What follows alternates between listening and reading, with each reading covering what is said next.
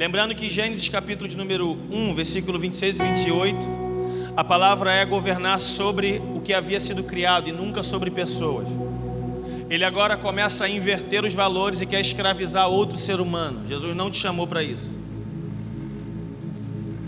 Versículo 3, a Bíblia vai dizer do capítulo 11 de Gênesis, que ele declara a seguinte palavra: façamos tijolos e vamos usar betume como argamassa. Vamos fazer uma torre que toque nos céus. E essa torre vai deixar o nosso nome famoso. Vamos ser conhecidos. Sabe, tijolos fala de um mesmo formato. Você não vê aquelas churrasqueiras coloniais, sabe aquela churrasqueira bonitinha? Você não vê uma churrasqueira daquela sendo construídas com tijolos de construir casa. Já viu alguma vez? Já viu, por exemplo, numa casa a parede ser de tijolos do grande e ao mesmo tempo botar o tijolo do pequeno? Normalmente não. Por quê? Porque normalmente se segue um padrão. E quando a Bíblia fala de tijolos, a Bíblia está falando de um formato. Por isso que reino de Deus não trata com tijolos. Tijolos fala de império.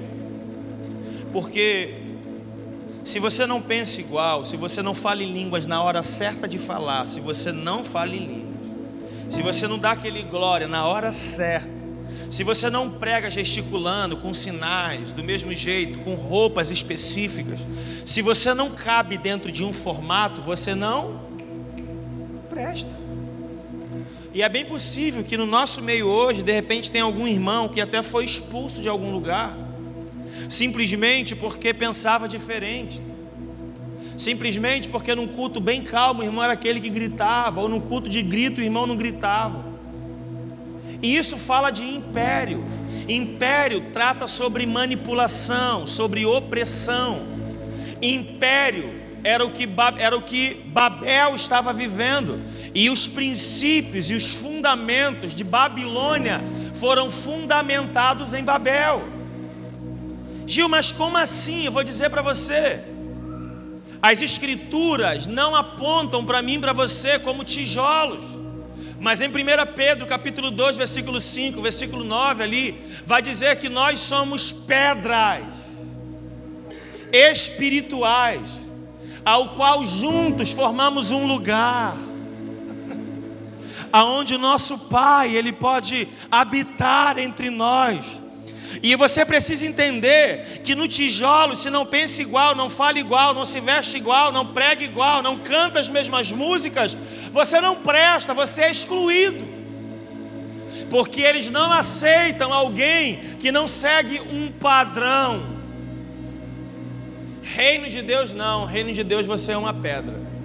E por favor, saiam do culto daqui a pouco, traga para mim 2 pedras e traga por favor essa pedra parecida uma com a outra. Você não vai achar. E no livro de Levíticos vai dizer que se as pedras, você lembra do altar que era construído com pedras?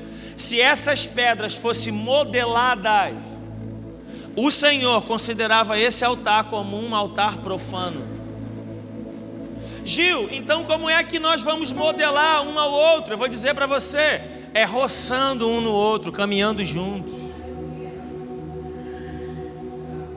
É no dia a dia. Sabe o que está faltando? Está faltando muito discurso, mas o dia a dia está pouco. Está faltando muito um ver que a pedra do outro está meio pontuda, mas eu não me permito roçar naquela parte daquela ponta do meu irmão, para que aquela ponta desapareça. É verdade, talvez para a ponta dele desaparecer, vai gastar um pouco de uma parte de mim, mas essa é o poder da unidade, essa é a graça de sermos um. E a beleza é que em meio a um ajuntamento de pedras, é claro, existem os precursores, existem pedras de maiores relevância que estão rodando, estão quebrando por aí, estão desenvolvendo, estão dando a vida. Existem pedras, umas maiores do que as outras, e glória a Deus por isso. Mas sabe qual é a beleza? A beleza é saber que no ajuntamento de pedras relevantes, sempre tem uma brecha para as pedrinhas pequenas também entrar.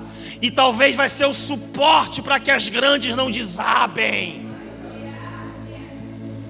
Por isso, quem está no altar, quem está cantando, quem está pregando, quem está com a câmera, quem está no som, quem nem na reunião pôde participar, por ter limpado o culto, está lá fora cuidando dos carros, andando por aí. Não há um nível de exclusão ou de aceitação num contexto de que talvez para quem está no altar é quem tem a maior relevância, e quem ninguém nem sabe que ele veio hoje, ele não tem a relevância. Não, só tem alguém falando no altar porque tem alguém com as luzes apagadas, trabalhando, gastando a sua vida e cooperando. Eu preciso de você e você precisa de mim, porque no reino de Deus não tem espaço para carreira solo, meu irmão.